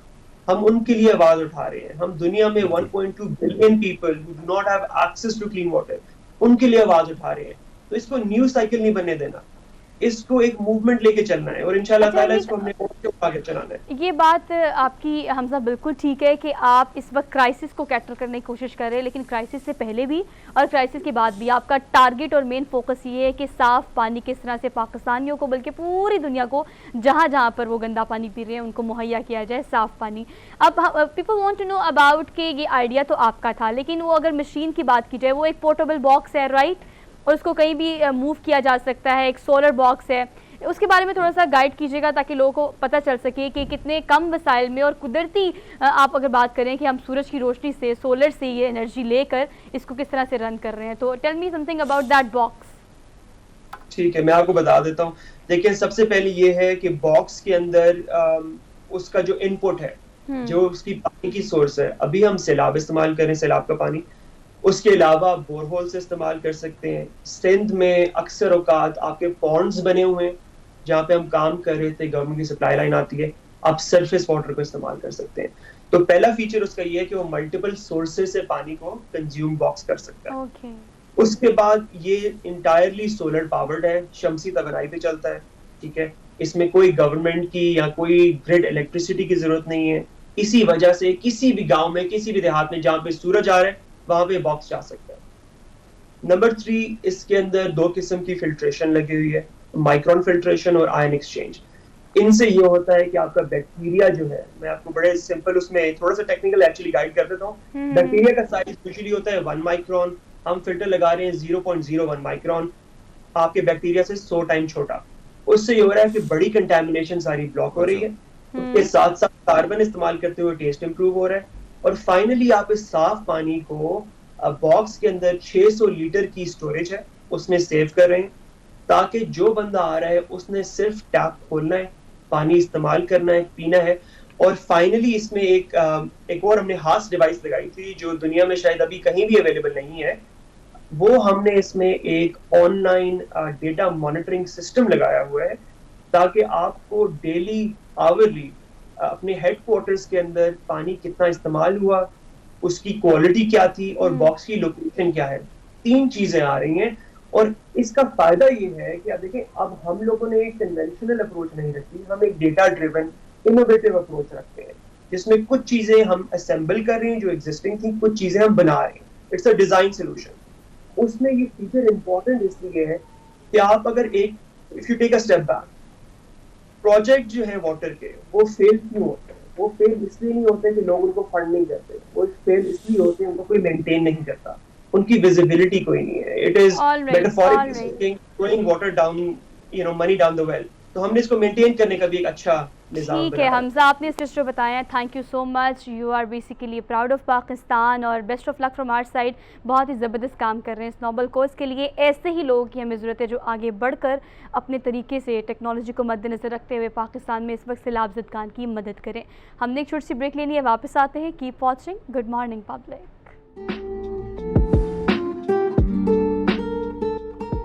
Welcome back after the break. अगर हम क्राइसिस की बात कर रहे हैं, ख़ासतौर पर पाकिस्तान की मौजूदा सूरत हाल, सैलाब ज़दगान की बात कर रहे हैं, हमें जहाँ मौका मिलता है, जिस तरह से मौका मिलता है, हम यकीनन कोशिश करते हैं कि स्क्रीन की पावर को यूज़ करते वक्त आप तक ये पैगाम पहुँचाएँ कि जब आप देखते हैं कि महंगाई ज़्यादा हो रही है, इस वक्त सैलाब ज़दगान की मदद के लिए बड़ी तादाद में लोग बढ़कर आगे जा रहे हैं, लेकिन इस सूरत हाल में बाकी मुश्किलात को, बाकी परेशानियों को निगलेक्ट नहीं किया जा सकता। इसी की एक कड़ी ये है कि हमने आज कोशिश की है इस टॉपिक को शामिल करने की अपने प्रोग्राम में कि जब महंगाई बढ़ रही है तो हमने अपने प्रोग्राम में, हरमीत को याद होगा, हमने महंगाई की बात की, पेट्रोल की बात करते हैं, बिजली की बात करते हैं, हम बात करते हैं कि सब्जियां कितनी महंगी हो गई हैं, हर चीज़ महंगी हो गई है। लेकिन कुछ ऐसी टेक्निकल चीज़ें भी हैं जो कि डॉलर की प्राइस बढ़ने की वजह से इतनी महंगी हो गई हैं कि हम उसको वहाँ तक हमने इमेजिन भी नहीं किया, और वो कितना शदीद मरीज़ों को मुतासिर कर रही है, उन इदारों को, अस्पतालों को जो कि इसको कंज्यूम करते हैं। हम बात करेंगे आज ब्लड बैग्स की। ब्लड बैग्स की कीमत जो कि कल अगर 200 रुपये थी तो आज 300 रुपये है। अगर हम बात करें ख़ास तौर पर उन लोगों की जिनको रोज़ाना ब्लड बैग्स की और इटसेल्फ ब्लड की ज़रूरत होती है, उन्हें कितनी परेशानी की सामना है, और हम बात इस पर करने के लिए हमने बुलाया है सुंदस फाउंडेशन से। हमारे साथ डायरेक्टर मौजूद है सुंदस फाउंडेशन के, डॉक्टर आदिल गिलानी साहब। आपको खुशामदीद कहते हैं आज के शो में। अस्सलाम वालेकुम सर। वालेकुम तो कैसे हैं आप? ठीक है, मैं ठीक हूँ अल्हम्दुलिल्लाह। सर हम बाकी चीज़ों के बारे में बात करेंगे जिसमें सर्जिकल बैग्स भी हैं, बाकी इक्विपमेंट भी है, लेकिन अभी अगर हम स्पेसिफिकली ब्लड बैग्स की बात करें तो मौजूदा महंगाई की जद में आकर कितनी बड़ी तादाद में मुतासिर हुए हैं मरीज़ भी और आपका इदारा? देखिए, बिस्मिल्लाहिर्रहमानिर्रहीम। सबसे पहले तो ये कि आप लोग एक बहुत इंपॉर्टेंट इशू हाईलाइट करें, जैसे कि आपने पहले जिक्र किया कि सैलाब से रिलेटेड हमारी कौम जो है वो बहुत इमोशनल है और इन चीज़ों को लेके लोगों की हेल्प कर रही है ऑब्वियसली, लेकिन इस इन्फ्लेशन से जो एक क्राइसिस फेस करने पड़ रहे हैं एक आम आदमी को, आम आदमी से मुराद मेरी यहाँ पे वो तमाम तर लोग हैं जो ज़रूरियाती ज़िंदगी के साथ साथ मुश्किलात से दो चार हैं, जैसे थैलेसीमिया के मरीज़ हैं, आपने ब्लड बैग्स की बात की, हीमोफीलिया के मरीज़ हैं, या ऐसा कोई भी पेशेंट जिसको किसी न किसी रीज़न की वजह से, किसी न किसी चीज़ की वजह से किसी दूसरे के ऊपर डिपेंडेंट होना पड़ता है। उसमें सबसे इंपॉर्टेंट फैक्टर जो है वो थैलेसीमिया और हीमोफीलिया के वो मरीज़ हैं जिन्हें हर 10 से 15 दिन के बाद एक बोतल खून की लगती है, तो मज़ीद 10 से 15 दिन ज़िंदगी मिलती है। तो ऐसे मरीज़ सुंदस फाउंडेशन का हिस्सा हैं, जहाँ पे तकरीबन 7000 के करीब रजिस्टर्ड केसेस हैं। तो 7000 का मतलब है कि हर 10 से 15 दिन के बाद आपको उनको ब्लड ट्रांसफ्यूज़ करना है, वो ब्लड के लिए एम्प्टी ब्लड बैग्स की ज़रूरत है। तो जैसे ये महंगाई का एक तूफ़ान आया तो जिस ब्लड बैग की कीमत जो है वो एक सिंगल ब्लड बैग जो 350 रुपये का मिलता था विदाउट ब्लड ट्रांसफ्यूजन सेट, वो जंप करके इस वक्त तकरीबन 540 रुपीज़ का है। और इसी तरीके से सिंगल ब्लड बैग से मुराद मेरी ये है कि जिसके हम कंपोनेंट्स अलग नहीं कर सकते। अब थैलेसीमिया के मरीज़ को रेड सेल्स की ज़रूरत होती है, उसके लिए हमें डबल या ट्रिपल ब्लड बैग यूज़ करना होता है कि सपोज़ एक बंदा डोनेट कर रहा है तो उसके हम मल्टीपल कंपोनेंट्स बना के बाकी लोगों को भी फ़ायदा दे सकें। वो वाला ब्लड बैग जो हमें 500 समथिंग का मिलता था वो अब क्रॉस करके तकरीबन 700 पे चला गया। तो ये चीज़ें ख़ास तौर पे ऐसे इदारे जो ऑलरेडी डोनेशंस पे चल रहे होते हैं, इन मामलात में वो उनको ये चीज़ें बहुत ज़्यादा इफ़ेक्ट करती हैं। इसके साथ साथ इन बैग्स को लेके आने के लिए ट्रांसपोर्टेशन, ऑब्वियसली उसमें पेट्रोल, डीजल, ये सारा कुछ आता है। एंड सबसे इंपॉर्टेंट जो है वो केमिकल्स जो हम लोग बाहर से मंगवाते हैं, जिनके ज़रिए हम इस बैग को हेल्दी बनाते हैं, स्क्रीन आउट करते हैं, वो भी सारे महंगाई की जद में हैं। अच्छा, मैन्युफैक्चरिंग की अगर स्पेसिफिकली बात कीजिए, डॉक्टर आदिल मुझे बताएगा कि हम पाकिस्तान में कितने ऐसे मौजूदा वसाइल हैं जिससे हम यहाँ पर ज़्यादा, आप बहुत सारी ऐसी चीज़ें आपने कहा कि हम इंपोर्ट भी करते हैं जो यहाँ पर मैसर नहीं है, यहाँ से मंगवाई जा सकती नहीं है, कितना डिफरेंस आ गया है अगर ब्लड बैग्स की बात करें और उसके अलावा बाकी इक्विपमेंट की बात करें जो कि आपने कहा डिफ्यूजन के लिए, अलग करने के लिए, रेड सेल्स, वाइट सेल्स, वो कितने महंगे हो गए हैं? देखिए, जिस तरह मैंने आपको पहले कहा कि डॉलर की प्राइस जब एक दफ़ा ऊपर जाती है तो हमारे यहाँ ऐसा होता है, प्राइस जब ऊपर जाती है तो रेट्स भी साथ ही उसके ऊपर चले जाते हैं। लेकिन हर चीज़ हम डॉलर के ऊपर, क्योंकि ट्रेड का तरीकाकार ये है, डॉलर पे डाल देते हैं, लेकिन जब प्राइस एक दफ़ा ऊपर चली जाती है, डॉलर जब नीचे आता है तो प्राइस वापस नहीं आती, प्राइस वहाँ की वहीं रह जाती है। अब हमें कोई अगर इक्विपमेंट रिक्वायर्ड है वो तकरीबन 3-4 मिलियन का है, तो डॉलर की एक्सचेंज की वजह से वो 5-6 पे चला गया। अब अगर 5-6 पे चला गया तो 5-6 पे ही है, अगर हम वेट भी कर लें तो वो उससे मज़ीद ऊपर ही जाएगा, नीचे नहीं आएगा। और इसके साथ साथ ये जो केमिकल्स की मैंने आपको बात की है, ये किसी भी अच्छे इदारे के अंदर, जैसे सुंदस फाउंडेशन है, हम लोग ब्लड की स्क्रीनिंग एक बहुत अच्छे मयार से करते हैं, बहुत अच्छे तरीकाकार से करते हैं, और उसको लिए हमें chemicals American certified kits use करनी पड़ती हैं जो वहाँ से इंपोर्ट करते हैं हम लोग। और ओबियसली उसके ऊपर टैक्सेस और डॉलर की फ्लक्चुएट्स के लिए ये सारी चीज़ें उसको इफ़ेक्ट करती हैं, और वो इक्वली इफ़ेक्ट करती है ऑर्गेनाइजेशन को भी, जहाँ पे हम लोग डोनेशंस की डिमांड करते हैं। वो तमाम लोग मुखैर हज़रात, अल्हम्दुलिल्लाह हमारा सिस्टम बहुत अच्छा चल रहा है, लेकिन जहाँ लोग हमें डोनेशंस देते हैं वो रेट से और इन चीज़ों से ज़्यादा इफेक्ट होते हैं। बजट डिस्टर्ब होता है आपका, एक साइकिल डिस्टर्ब होता है जो कि एक बड़े फॉर्मेलिटी से चल रहा होता है। हरमीत, आप इस हवाले से क्या पूछना चाहते हैं? जी, मैं डॉक्टर साहब से ये पूछना चाह रहा हूँ कि डॉक्टर साहब, अगर हम देखें कि थैलेसीमिया की जो आपने बात की, उसमें हम ये बहुत देखते हैं कि जो पेशेंट होता है उसकी कंडीशन आपसे बेहतर कोई न जाने, लेकिन जो चीज़ें हम देखते हैं बड़ी परेशानी का आलम होता है जो हॉस्पिटल में हम इनको पेशेंट्स को देखते हैं। तो ऐसे में जब ये ब्लड बैंक जितने भी ये महंगे होंगे तो कितना इफेक्ट पड़ेगा, क्योंकि एक बहुत बड़ी तादाद इस वक्त थैलेसीमिया से मुतासर है सर। सर, उनके पूछना ये है कि अगर अस्पतालों की बात करें तो बड़ी तादाद में ये पेशेंट्स हमारे पास हैं जिनको आप देख रहे होते हैं, टेक केयर कर रहे होते हैं, वो किस हद तक मुतासर होते हैं। हाँ, मुखैर हज़रात वहाँ मौजूद है जो फ़ंड्स देते हैं, लेकिन इवेंचुअली अगर हम बात करें आपके इदारे के अलावा भी, तो अस्पतालों में मरीज़ जो हैं वो भी इतनी बड़ी तादाद में है कि उनको भी इस चीज़ की ज़रूरत पड़ती है। वो किस हद तक मुतासर हो रहे हैं? देखिए, हर हॉस्पिटल के अंदर जो है वो थैलेसीमिया सेंटर मौजूद नहीं है। चंद अस्पताल हैं जहाँ पे थैलेसीमिया सेंटर मौजूद है। ऐसे ही। और इसके अलावा अगर आप बात करें ब्लड बैंक्स की पर्टिकुलरली बात करें तो वो ना सिर्फ थैलेसीमिया या हीमोफीलिया के मरीज़, इसके अलावा तमाम सर्जरीज़ में, हर मामलात में ब्लड बैंक्स की ज़रूरत होती है। और हर हॉस्पिटल के अंदर जो है वो जब ब्लड बैंक्स की रिक्वायरमेंट होगी वो पेशेंट को या उसके अटेंडेंट को काउंसिल करेंगे कि ब्लड बैंक परचेज़ करके लेकर आएँ। तो जाहिर है मार्केट के अंदर रेट ज़्यादा होगा तो ये वो वाले मरीज़ भी इफेक्टेड होंगे उससे, और अल्टीमेटली थैलेसीमिया के वो मरीज़ जिनके नियर अबाउट कोई थैलेसीमिया सेंटर नहीं है और उनको गवर्नमेंट हॉस्पिटल में जाके या किसी प्राइवेट सेटअप में जाके ब्लड ट्रांसफ्यूज़ करवाना पड़ता है, तो इक्वली वो भी उसी तरह से इफेक्टेड हैं ब्लड बैंक्स के लिए। और जहाँ से जिस लेबॉर्ट्री से उसकी स्क्रीनिंग करवा रहे हैं उन्होंने भी उसकी प्राइस ज़ाहिर है जब इन्फ्लेशन आया तो उन्होंने बढ़ाई है, तो इस तरह से वो वाले मरीज़ भी इक्वली मुतासर हो रहे हैं। अच्छा, ये कहेगा इसमें कोई दो राय नहीं है कि पाकिस्तान चैरिटी करने में, और अगर फ़ंड रेजिंग की बात करें सैलाब ज़दगान के लिए, बड़ी तादाद में मुखैर हज़रात भी और जिसके बस में नहीं भी है वो भी अपने आगे आया और उसने मदद की है। लेकिन अगर थैलेसीमिया की बात करें, हीमोफीलिया की बात करें, तो इसको इस टारगेट करने के लिए या कैटर करने के लिए बड़े लोग भी सामने आते हैं। अब चूँकि महंगाई ज़्यादा हुई है, चीज़ें मुतासर हुई हैं, प्राइस अप हुई हैं, तो क्या बजट डिस्टर्ब हुआ है? अगर ये स्क्रीन है इसको यूज़ करके अभी भी उन लोगों को कहा जा सकता है कि यहाँ पर भी नज़र डालना उतना ही ज़्यादा ज़रूरी है, इन बच्चों की जान खतरे में है। आप बिल्कुल ठीक फरमा रही हैं। ज़ाहिर है जिस तरह से आपने बात की कि चैरिटी पाकिस्तान में सबसे ज़्यादा है, नेचुरल डिज़ास्टर कोई भी आए तो हम अपनी कौम के लिए खड़े हो जाते हैं। और इक्वली मैंने यहाँ थोड़ा सा मेंशन करना चाहूँगा कि कोई भी नेचुरल डिज़ास्टर है, चाहे वो हमारा क्योंकि डायरेक्टली उससे ब्लड से रिलेशन है, तो हमारे पास पहले जब 2010 में डेंगी आया या उससे पहले जो है वो ज़लज़ला आया और ये सारे मामलात हुए, तो सुंदर फाउंडेशन इन मामले में हर वक्त शाना बशाना खड़ी रही है। डेंगी के अंदर हमें जिस तरह हमने ब्लड बैग्स की बात की तो उन्हीं की बाई प्रोडक्ट जो है वो प्लेटलेट्स है जो डेंगी में ज़रूरत होती है, तो उसको भी हमने लोगों को फ्री ऑफ कॉस्ट प्रोवाइड किया उस वक्त भी। और कोविड के अंदर जो है वो प्लाज्मा जो ज़रूरी था कोविड की जान बचाने के लिए, वो भी सुंदर फाउंडेशन ने प्रोवाइड किया। अब जहाँ तक आप बात करें मुखैर हज़रात की, वो तमाम लोग मेरा ख्याल है कि अल्लाह ताला की ज़ात की तरफ से एक वसीला बने हुए इन मरीज़ों के लिए सुंदर फाउंडेशन का, और वो तमाम मामलात जो कि इस मुल्क के चल रहे हैं जिसमें मुखैर हज़रात अपनी ज़कात खैरात अतियात देते हैं। अब जहाँ तक सवाल है कि नेचुरल डिज़ास्टर के साथ साथ इन बच्चों की लाइफ इफ़ेक्ट होती है, ओबियसली होती है, हर किसी का बजट होता है, कोई सैलाब की तरफ ज़्यादा फोकस्ड है और जहाँ वो एहतियात सुंदर को दे रहा था वहाँ उसने कुछ हिस्सा उसको भी दिया है। लेकिन मैं यहाँ ये भी आपको कहूँगा कि ऐसा कोई भी मरीज़ नहीं है जो कि हमारे पास रजिस्टर्ड हो और एहतियात की कमी की बाइस हम उसको खून फराहम ना कर सकते। जी अल्हम्दुलिल्लाह किसी न किसी ज़रिए से हम लोग चीज़ों को मैनेज कर लेते हैं, लेकिन ज़ाहिर है जहाँ पे सैलाब मुतासरीन की मदद बहुत ज़्यादा ज़रूरी है, उसके साथ साथ जो है वो इन मरीज़ों की मदद भी ज़रूरी है जिनकी तमाम तर ज़िंदगी जो है वो दूसरों के खून के ऊपर डिपेंड है। बिल्कुल ऐसी है। डॉक्टर साहब बहुत शुक्रिया आपका और ये पैगाम पहुँचाने का कि यकीनन सैलाब हो या हेमोफीलिया की बात करें, हेमोफीलिया की बात करें, ये वो मर्ज़ हैं जिसका इलाज मुमकिन नहीं है, अलबत्ता 10 से 15 दिन के बाद खून तब्दील करना ही इसका वाहिद इलाज है।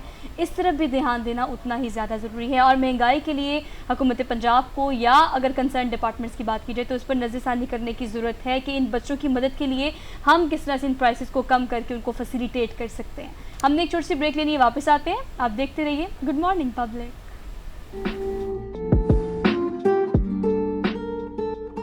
Welcome back after the break. So आज के दिन की मुनासबत से अगर बात की जाए तो जो भी दिन होता है यूनाइटेड नेशंस की जानिब से हम उस पर यकीनन बात भी करते हैं और आपको एजुकेट करने की भी कोशिश करते हैं। साफ़ हवा का आलमी दिन आज मनाया जा रहा है। पाकिस्तान की अगर बात की जाए, ख़ासतौर पर अगर मैं लाहौर शहर की बात करूँ, overall Karachi Islamabad main cities हैं, वहाँ पर भी यही सूरत हाल है। लेकिन एयर पोल्यूशन बहुत ज़्यादा हो गई है, क्योंकि इतनी बड़ी तादाद में गाड़ियों की अगर बात की जाए तो हर घर में 2 से 3 गाड़ियाँ इस वक्त मौजूद हैं। बाइक्स की आप बात करें, रिक्शास की आप बात करें, ये ट्रांसपोर्टेशन जो है एक बड़ा कॉज है, फैक्ट्रीज़ बड़ा कॉज है कि आपकी एयर इस वक्त पोल्यूटेड है, जिसकी वजह से दमा टॉप ऑफ द लिस्ट। इसके अलावा सांस की बहुत सारी बीमारियां फैल रही हैं। इसे किस तरह से कैटर किया जा सकता है, अपनी हिफाजत आप कैसे कर सकते हैं, और साफ़ हवा से कितनी बड़ी तादाद में आप जानों को जो कि ज़ाया हो जाती है उन्हें बचा सकते हैं, इस पर डिटेल में हम बात करेंगे। जिसके लिए हमारे पास अभी मौजूद हैं इर्तज़ा राना, इन्हें कहते हैं, और ये सदर हैं ग्रीन सर्कल ऑर्गेनाइजेशन के। आपको आज के प्रोग्राम में खुशामदीद कहते हैं। अस्सलाम वालेकुम सर। वालेकुम अस्सलाम। How are you sir? अल्हम्दुलिल्लाह, थैंक यू। आज के दिन की मुनासबत से बताएगा कि आज साफ़ हवा का आलमी दिन मनाया जा रहा है, ये ओरिएटेड कहाँ से है और किस तरह से हम इसे मना सकते हैं? जी, thank you so much. Environment के हवाले से हम सबसे पहले कहते हैं कि जो मिनिमम यू कैन डू, जो सबसे कम तरीन आप काम कर सकते हैं, वो ये कि उसके बारे में बात करें। और I think this is what you have done कि आपने आज की इस हाईलाइट करके इसको जो मिनिमम पॉसिबल था उसको किया, और हम towards the end of discussion ये देखेंगे कि जो मिनिमम आपकी हरकत थी सिर्फ बात करने वाली, उसका कितना बड़ा इम्पैक्ट आएगा, और वो मिनिमम हरकत किस तरह मैक्सिमम के रिजल्ट में हो जाएगी, अवेयर हो जाएंगे। जी। सो टू स्टार्ट ऑफ, आजमी हवा का जो आज दिन मनाया जा रहा है, clean air day for clean blue skies के नाम से इसको अक़वाम मुत्तहिदा ने 2017 में इसको अनाउंस किया था, which was part of sustainable development goals जो हमारे 2015 में इन्होंने अनाउंस किए थे। उन 2015 के सस्टेनेबल डेवलपमेंट गोल्स जो 17 थे उनको मोर एक्शनेबल बनाने के लिए 2017 में इसको अनाउंस किया गया था। और ये क्लीन एयर का जो एलिमेंट है, ये क्रॉस कटिंग है उनके 17 डेवलपमेंट गोल्स के ऊपर, जिसमें एलिमेंट उसमें आ जाता है उनका क्लीन एनर्जी को क्रॉस कट करता है, ये गुड हेल्थ को, वेल बीइंग को, जो थर्ड उनका एलिमेंट है उसको क्रॉस कटिंग इसकी थीम है। उसके अलावा सस्टेनेबल सिटीज़, जिस तरह हमने ट्रैफिक की बात की, उसकी क्रॉस कटिंग थीम है ये, and life on land which is number 15, उसके ऊपर ये क्रॉस कटिंग थीम काम करती है। सो अगर हम इंडस्ट्रियल पोल्यूशन की बात करें स्पेसिफिकली, जैसे आपने फरमाया कि लाहौर के शहरियों के लिए काफ़ी सेंसिटिव एक दुखती रग है, और लाहौर को अब पोल्यूशन का शहर जाना जाता है ग्लोबली। अगर आप किसी से बात करेंगे जो दुनिया में ग्लोबली कि हम लाहौर से हैं, तो वो फ़ौरन आपको कहेंगे कि जी वो बहुत पोल्यूटेड सिटी है। सो उसमें हमारी ऑर्गेनाइजेशन 1994 से काम कर रही है। हमारा main focus climate change, environment के ऊपर है, और हम ज़्यादातर फार्मर्स के साथ काम करते हैं एग्रीकल्चर में। तो उसमें हमने क्लाइमेट चेंज के हवाले से जब इसके ऊपर काम करना शुरू किया, तो हमने सबसे पहले आइडेंटिफाई किया कि कौन से मेजर सेक्टर्स हैं जो इसको पोल्यूशन में कंट्रीब्यूट करते हैं। उसमें गवर्नमेंट की एक स्टडी है FAO के साथ जो एग्रीकल्चर डिपार्टमेंट ने की थी, उसमें 43% ट्रांसपोर्ट इंडस्ट्री इसमें कंट्रीब्यूटर है, 25% आपकी इंडस्ट्रीज़ फैक्ट्रीज़ वगैरह हैं, 20% आपका क्रॉप रेजिडुअल जो फार्मर्स वगैरह बर्न करते हैं, और 12% उसमें पावर जनरेशन आती है। तो उसमें डिफरेंट चीज़ें हम कर सकते हैं एज एन इंडिविजुअल लेवल पे, पॉलिसी लेवल पे, और कंपनीज ऑर्गेनाइजेशन लेवल पे, और गवर्नमेंट लेवल पे। तो उसमें हम गवर्नमेंट को पॉलिसी मेकिंग में भी एडवाइस करते हैं, अवेयरनेस कैंपेन्स भी करते हैं, और इस तरह की सारी चीज़ों के बारे में। सर, इस सूरत हाल में मुझे लगता है कि एक आम शहरी को, एक इंडिविजुअल को भी एजुकेट करना बहुत ज़्यादा ज़रूरी है। आज लोगों को इस सेगमेंट से ये तो पता चल जाएगा कि साफ़ हवा का आलमी दिन है, लेकिन हवा को साफ़ कैसे करना है ये भी एक बहुत बड़ा क्वेश्चन मार्क है। ऑल दो कंसर्न डिपार्टमेंट्स को इस पर एक्टिव होना चाहिए, काम करना चाहिए, SOPs ट्रैफिक के हवाले से बनाना चाहिए, फैक्ट्रीज़ के हवाले से बनाना चाहिए, गली मोहल्लों में छोटे छोटे यूनिट्स होते हैं, कूड़े को आग लगाना एक बहुत बड़ा कॉज है। इस पर बताइएगा कि एज ए इंडिविजुअल भी हमारी कोई रिस्पॉन्सिबिलिटी है कि हम इसे किस तरह से कर सकते हैं? जी बिल्कुल, it's a very good point कि हमें क्या करना चाहिए, और क्या करने में कुछ ऐसी चीज़ें भी आती हैं कि क्या हमें नहीं करना चाहिए। जैसे आपने कहा कि हम माहौल को साफ़ रखने के कूड़े को आग नहीं लगाएं। सो मोर देन कि क्या हम कर सकते हैं, उसमें काफ़ी ऐसी चीज़ें जो हम नहीं करें तो उससे बेहतरी होगी। जैसे फजूल का गाड़ियों में घूमना फिरना, किसी जगह जाना है, बच्चों ने स्कूल जाना है, तो अपने गली मोहल्लों में आप बात करें, कार पूलिंग करें, बजाय कि एक गाड़ी में 1 या 2 बच्चे जा रहे हैं, आप 4 बच्चों को लेकर जाएं। नेबर्स, बच्चों की हद तक जैसे हमने बात की कि हम इंडिविजुअल लेवल पर क्या कर सकते हैं, तो बच्चों को चाहिए कि वो इस अवेयरनेस को लें और अपने पेरेंट्स से बात करें कि जी मेरे नेबर भी उसी तरफ जाते हैं, हम भी उसी तरफ जाते हैं, तो एक दिन उनकी गाड़ी में चला जाया करें, हम एक दिन हमारी गाड़ी में चला जाया करें। तो इस तरह ट्रैफिक का रश कम होगा, लोग दफ्तरों पे टाइम से पहुंचेंगे, और बहुत से और इस तरह के मसाइल, ट्रैफिक की झंझट से बच जाएंगे, पोल्यूशन कम होगी। इसी तरह पब्लिक ट्रांसपोर्टेशन हमें गवर्नमेंट में अप्रूव करनी चाहिए, जो कि हमारा जो मंसूबे हैं उसमें देखा गया कि इन द लास्ट 6, 7, 8 ईयर्स जो हमने मंसूबे बनाए हैं, उसमें पर किलोमीटर जो एक पैसेंजर का एनुअल कार्बन फुटप्रिंट था, वो 4 किलोग्राम कार्बन डाइऑक्साइड जो वो इमिट करता था, उससे वो 1 पर ले आए हैं। सो 4 टाइम्स उसको हमने कम किया, just because of smoother public transport system. So government level पे अगर इस तरह की चीज़ें भी हम कर लें तो उससे काफ़ी चीज़ें होंगी। और स्पेसिफिकली अगर हम बात करें तो बच्चों को मैं ख़ास तौर पे कहूँगा, एल्डरली और बच्चे जो वल्नरेबल पॉपुलेशन में फॉल करते हैं, बच्चों के कद छोटे होते हैं, गाड़ियों की टेल पाइप का स्मॉग का जो धुआं है वो सबसे पहले उन तक पहले पहुंचता है। तो उसमें भी हमें कोशिश करनी चाहिए कि बच्चों को उन धुआं से बचाएं। बीमारियों की बात करें तो जैसे आपने कहा कि एयर जो क्वालिटी डिटेरिएट कर रही है उससे हमारे सांसों के अलावा जो पर्टिकुलेट मैटर की पोल्यूशन है वो हमारे सांसों के ज़रिए हमारे खून में मिलती है और वो हार्ट के बहुत ज़्यादा इश्यूज़ पैदा कर रही है और हार्ट के अलावा ब्रेन में काफ़ी प्रॉब्लम्स क्रिएट हो रही है। एक पाथवे है जो कि इवेंचुअली आपको मुतासिर कर रहा होता है, लेकिन आपको समझ नहीं आता until unless वो चीज़ एक्सट्रीम और पीक पर ना पहुंच जाए। बिल्कुल जी हरमीत, आप पूछना चाहते हैं इस हवाले से? जी। अच्छा सर, आपसे जानना चाहूँगा, जिस तरह आपने फरमाया कि दिल की बीमारियाँ, बच्चों के हवाले से भी आपने बात की, हम देख रहे हैं कि दरख्त जो है बड़ी तेज़ी से कट रहे हैं और साथ साथ हम फैक्ट्री जो है उससे जो मवाद निकलता है वो भी नुकसानदेह। फिर गाड़ियों की बात सुहाने की, तो आपको लगता है कि दरख्त जो है कटने की सबसे बड़ी वजह ये भी है कि ये जो हवा में पॉल्यूशन बहुत ज़्यादा हो रहा है, तो उसकी वजह ये भी है कि दरख्त बड़े तेज़ी से कट रहे हैं और ख़ुद ही इंसान जो इंडिविजुअल हमें कुछ करना चाहिए था वो भी हम नहीं कर पा रहे। तो इसका आने वाला जो फ्यूचर है, जो हमारी आने वाली नस्लें हैं, उनके लिए कितना नुकसानदेह होगा सर? जी, अभी बड़ी खूबसूरत बात की आपने।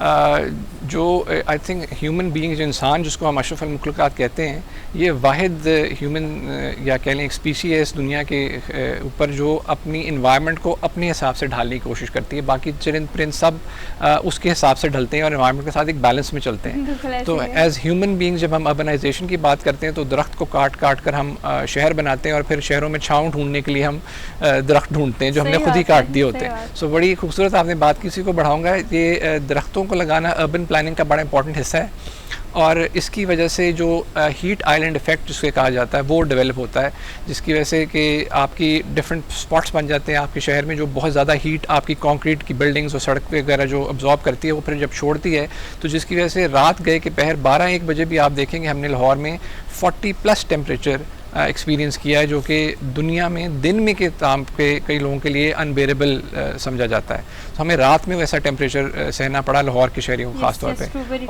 और वो एग्जैक्टली वही रीज़न है कि आपने जो किस तरह कहा कि हमने दरख्त काट दिए।